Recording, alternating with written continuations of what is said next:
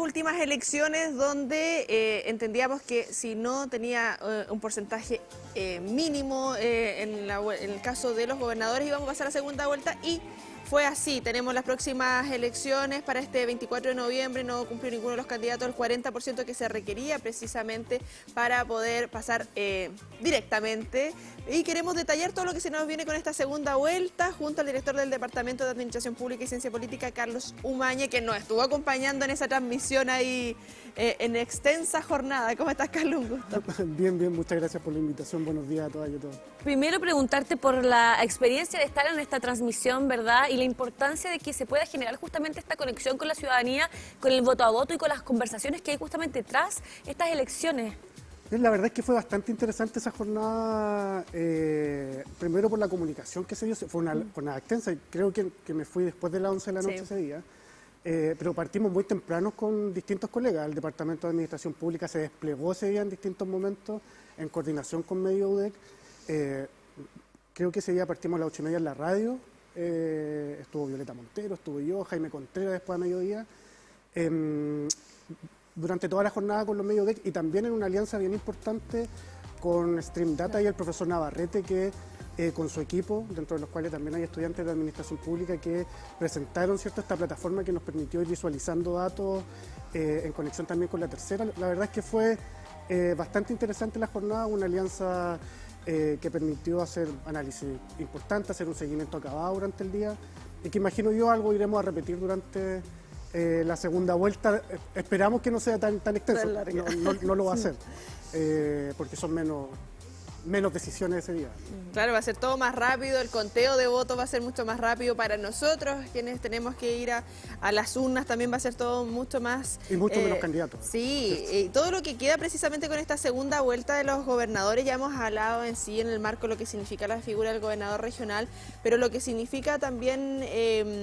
no solamente para la región del Biobío, sino para otras regiones, las y los candidatos que finalmente llegaron a esta instancia y que deja ahí la responsabilidad obviamente de nosotros, ciudadanos y ciudadanas, de decidir el futuro de estas regiones, lo que conlleva a ver cómo se va moviendo la aguja. Lo hablábamos con respecto a Estados Unidos, las encuestas y todo lo que puede conllevar a esto, pero finalmente dependemos de nosotros mismos con nuestro lapicito ese día.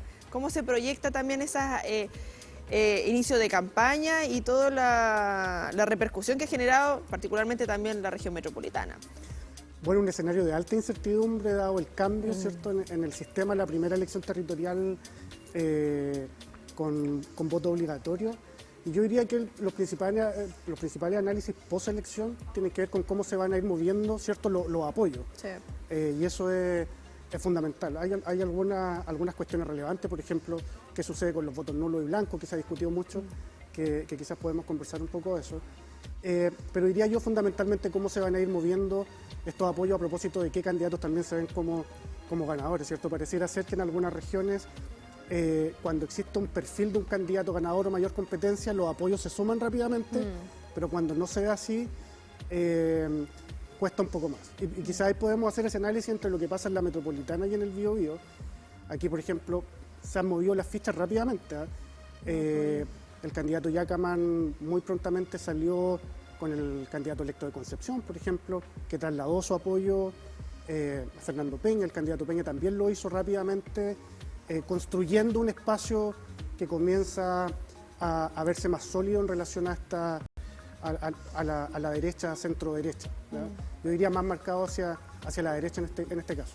El apoyo republicano parece que está bastante afianzado dentro de las proyecciones de Yacaman, lo que le da un techo de crecimiento mayor y parece robustecerse esa candidatura. Y en la metropolitana, ¿cierto? Ayer tenemos el anuncio de Demócratas que dijo que va a estar con Orrego, no con Claudio, sino con Francisco. Y ya comienza también a moverse aquí el naipe. Yo creo que una tarea interesante para la segunda vuelta, para las campañas, ver qué va a pasar con los votos nulos y blancos. Sí. Comentábamos con algunos estudiantes que si hubiese un candidato que tuviera nombre blanco y apellido nulo hubiese ganado. Sí. ¿Cierto? En la región del Biobío, si mal no recuerdo los datos, fueron 238.000 aproximadamente entre nulos y blancos, que es más de lo que sacó el candidato que obtuvo la primera mayoría. Entonces, ¿qué nos está diciendo eso? Claro. Ese es un dato muy interesante de analizar, el cómo para esta segunda vuelta, particularmente los candidatos, por ejemplo, en la región del Biobío, y esta es nuestra región, van a tratar de capturar ese voto, convencer a esa gente que asistió a votar y al momento de enfrentarse a los candidatos, ¿cierto? Dijo, es que no, Sí. o anuló o votó en blanco. Siguiendo con este fenómeno de, como tú bien dices, voto nulo, blanco, ¿tiene relación al voto obligatorio y que la gente finalmente, desde la desinformación e incluso la lata, pongamos todas las palabras hoy día Con coro y dentro? concejales, yo Exacto. escuché muchos que Claro, fue como... que simplemente fueron porque es obligatorio, porque no querían pagar una multa tan baja, o sea, no tan baja, para muchos 30.000 pesos Sí. es bastante. Entonces, ¿tiene relación con eso, con la desinformación, con las pocas ganas de la gente de participar, que haya tanto voto nulo en blanco? La verdad es que hay distintas visiones respecto a eso. Podemos encontrar argumentos relacionados con distintas ideas. Una de esas tiene que ver con la desinformación. Otra tiene que ver también, y hay mucha gente que así lo dice, el no saber muy bien cuáles son las funciones del gobierno regional, cuál es el impacto, cómo se articulan los consejos regionales, cuál es la relevancia, pero también cómo los candidatos, ¿cierto?, convencen a través de sus programas. Cuando uno analiza la oferta programática, lo que estaban presentando, la idea fuerza, parece haber cierta coincidencia, seguridad, reactivación económica a propósito de lo que sucedió con Huachipato y otras situaciones en el territorio. Probidad y transparencia a propósito del caso convenio. Hay que preguntarse por qué esas ideas no están convenciendo a esos 238.000 que votaron nulo y blanco, que es finalmente la cantidad, una cantidad de votos superior a lo que sacó Sergio Yacaman. Y ahí, ¿cierto?, hay que hacer un análisis cómo los candidatos van a... Y un mea culpa también. Claro, porque ahí algo sucede. Como bien dicen ustedes, la gente fue a votar y al momento de enfrentarse a la urna dijo... Puede ser desconocimiento, la gran cantidad de candidatos a consejeros regionales, ¿cierto?, cuando uno miraba la papeleta, y al no tener muy claro tampoco cuál es el rol, qué es lo que proponen, dado que las campañas de consejeros regionales se habla realmente, ustedes como ciudadanas informadas, ¿conocen realmente cuál es la proyección programática que está presentando cada candidato al Consejo Regional? No lo sabemos. Finalmente es como si te suena el nombre, lo has visto en Claro. alguna situación, pasa lo mismo con los Lo concejales. que va a votar el vecino o la vecina. Claro, La a conversación mí me que se llegó tiene. mucho mensaje, Claro. oye, ¿Por quién vaya a votar?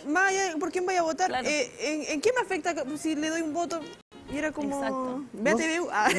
No se tenía muy clara cuál era la agenda de los candidatos a gobernadores regionales, por lo tanto a nivel del Consejo Regional puede ser aún más complejo. Lo claro es que en el escenario de segunda vuelta pareciera existir cierta tendencia, ¿cierto? Sin ánimo de predecir nada, porque además tampoco no es la idea, pero cuando vemos en este 1.100.000 votos y un poco más, el candidato Yacaman 235.000 votos, ¿cierto? Y hay un horizonte donde él puede crecer con el Partido Republicano, el candidato del Partido Social Cristiano, que obtiene 100.000 votos.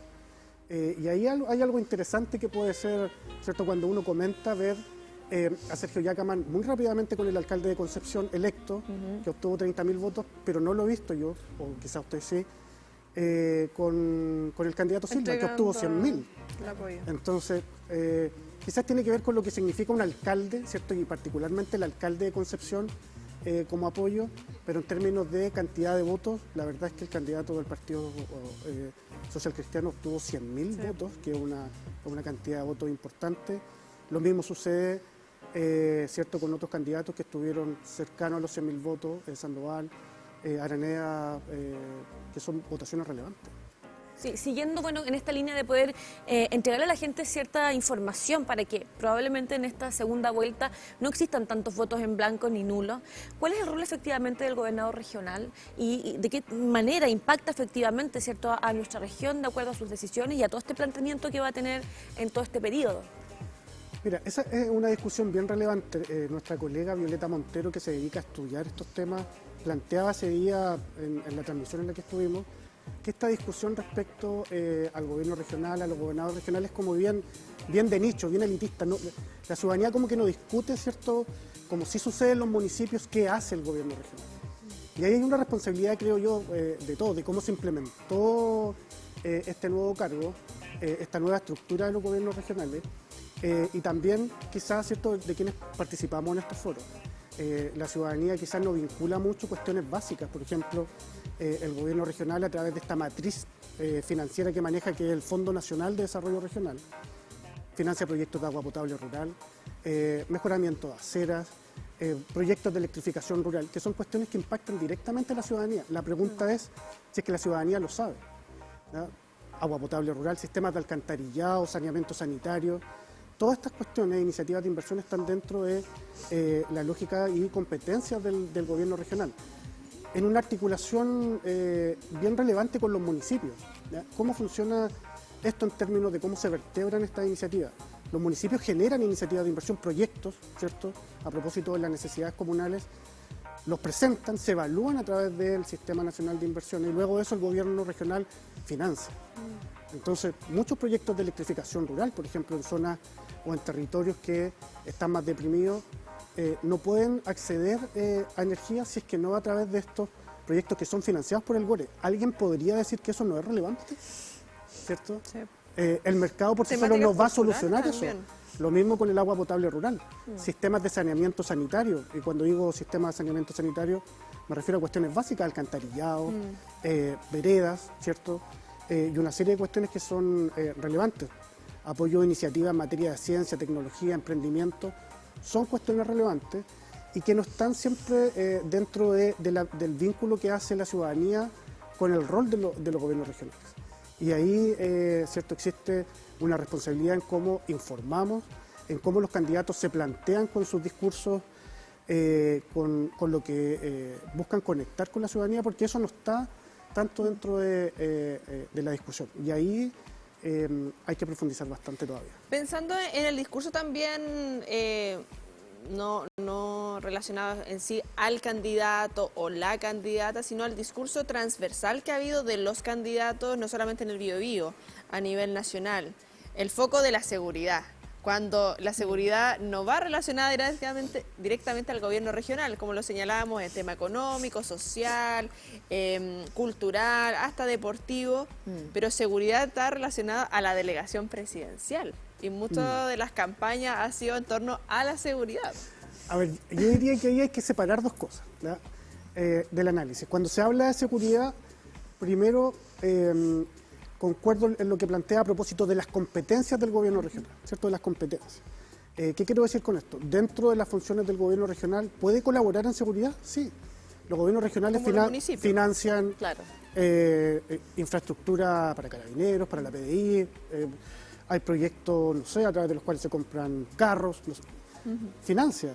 Cámaras de televigilancia en los municipios. Existe una función de apoyo, de coordinación, de prevención, de mitigar, ¿ya?, dentro del ámbito de sus competencias. ¿Tiene a cargo el gobernador regional la policía? No, ¿cierto? No. Esa es una primera distinción. Pero luego de eso tenemos que pensar que hay principios básicos dentro de la administración pública que tienen que ver con la coordinación de las distintas capas de la administración. Tenemos una administración nacional, ¿cierto?, que ejerce además funciones de gobierno, las funciones de administración que las ejerce el gobernador regional y el delegado, ¿cierto?, que representa al presidente de la República. Pero ¿quién representa el territorio? El gobernador regional. El delegado presidencial representa al presidente, sí, no al territorio. Entonces, en una administración que dialoga y se coordina como principio básico dentro de la administración pública, el gobernador regional puede trasladar necesidades del territorio. Eso no significa que vaya a tomar determinaciones, sí, pero sí en términos discursivos, en términos de prioridades, es perfectamente posible que los gobernadores regionales digan: un énfasis de mi gestión va a ser la seguridad. Por un lado voy a focalizar recursos que están dentro de mi competencia para este ámbito y por otro lado voy a instalar a nivel nacional como un problema de la región. Entonces yo separaría las dos cosas. En términos de funciones de competencias están limitadas, están acotadas, ¿cierto?, lo que establece su ley orgánica y al respeto de las atribuciones de otros órganos de la administración. Pero como representante de la región, efectivamente el gobernador o gobernadora podrá sentarse en la moneda con el presidente y decirle: presidente, este es un problema de la región, es un problema que importa a la ciudadanía. Lo que no puede hacer, ¿cierto?, un gobernador regional es levantar el teléfono y darle instrucciones a las policías o ejercer de articulador de cuestiones que la norma no lo habilitó para hacer. Y ahí hay que quizá tener cuidado con cómo se establecen los discursos, ¿cierto?, porque encontrar soluciones en el ámbito del diálogo, de la articulación, sí. Hoy día se está hablando a propósito de lo que se dice del delegado presidencial, que se ha discutido mucho, por qué no se eliminó, que estaba dentro de la agenda de gobierno. La verdad es que esa discusión, si bien parece relevante, en cualquier tipo de administración siempre va a haber un representante del gobierno central en la región. El tema no es descentralizar también. El tema no es tanto si se llama delegado presidencial u otro, porque claro. ahora se está diciendo que Claro. puede ser un secretario regional ministerial y que va a estar a cargo de las policías. El tema es cuáles son las reales competencias del gobernador regional. ¿Cómo profundizamos la descentralización a propósito del fortalecimiento de los gobiernos regionales, del fortalecimiento de esta figura del gobernador regional? Porque un representante del presidente siempre va a existir en la región, por el nombre que sea, pero va a existir. Ahora bien, y siguiendo en este recorrido de reconocimiento de lo que es un gobernador regional, ¿cuáles son las características de las personas que podrían ser candidatas, ¿cierto?, a este, digamos, a este nombramiento tan importante para la región? A ver, lo que tenemos hoy día son dos perfiles. Si analizamos en el caso que tenemos, ¿cierto?, en la región del Biobío, tenemos a Sergio Yacaman. Sergio Yacaman fue intendente, fue seremi, tiene un conocimiento de cómo funciona la estructura institucional a nivel más ejecutivo, ¿no? Y cuando digo más ejecutivo, en el caso del candidato Navarro, ¿cierto?, sabemos que fue diputado, senador, formando parte más de discusiones que están relacionadas con el Parlamento. Y ahí hay perfiles que son diferentes. La función ejecutiva que tienen, que tuvieron los intendentes como ejecutivos del gobierno regional, da un conocimiento en materia de cómo se articula la función de administración, quizás un poco distinta a las discusiones que se dan en el Parlamento. Y parece ser que eso en algunos casos ha sido evaluado, la experiencia ha sido evaluada de buena manera. A diferencia de lo que sucede más a nivel parlamentario, que se dan discusiones muy relevantes, por cierto, pero distintas. No existen funciones ejecutivas. La figura del gobernador regional a veces se asocia más con las capacidades que tiene un alcalde en relación al consejo, ¿cierto? Sí. En términos de decisión. Son cargos totalmente distintos, pero puede decidir, puede asignar recursos, puede proponer, y las discusiones parlamentarias están más en otro ámbito. Lo que se espera en sí de esta segunda vuelta, como señalábamos, respecto a la participación, entendiendo que va a ser mucho más expedito. Ya lo que finalmente hay con la confianza en la... Yo creo que, opinión muy personal en todo caso, yo creo que las ganas de ir a votar tiene que ver con la confianza que tienen de ¿va a cambiar algo, no va a cambiar algo, vamos a seguir igual, pensando que las encuestas lo indican? Hay desconfianza de las instituciones. Lo que dejó también esta primera vuelta, pensando que no pasó un candidato inmediatamente. Era muy utópico pensar que iba, con la cantidad de candidatos que teníamos acá, al menos en el Biobío, que podría haber llegado un candidato directamente al sillón. No necesariamente, regional. recordemos que hay 5 regiones que definieron esto en primera vuelta. Claro, acá hubo una mayor fragmentación, particularmente en la derecha, ¿cierto? Porque Sergio Yacaman, más de 200.000 votos, Fernando Peña, más de 100.000, el Partido Social Cristiano, que podemos identificarlos dentro de esta... Pero más de la derecha eran 4 candidatos, ¿cierto? Y los otros 3 más de izquierda. Si la pregunta es si es posible pensar que con un solo candidato se hubiese resuelto en primera vuelta, la verdad es que no me atrevería a decir porque los votos no se cuentan, sí. No podemos hacer una suma automática, pero sí parece, o pareciera, que la región se está tiñendo más de un color cercano a Chile Vamos que al actual oficialismo, pensando en la relación con el gobierno central. Y al candidato Alejandro Navarro tiene una tarea, yo diría, aún más compleja. Recibió prontamente el apoyo del sector del senador Saavedra, ¿cierto? Apoyos que son relevantes, pero también ayer pareciera existir un retroceso. El único candidato presidencial que efectivamente está en carrera actualmente, que es Vlado Mirosevic, ya anunció públicamente que no va a apoyar a Navarro en la región.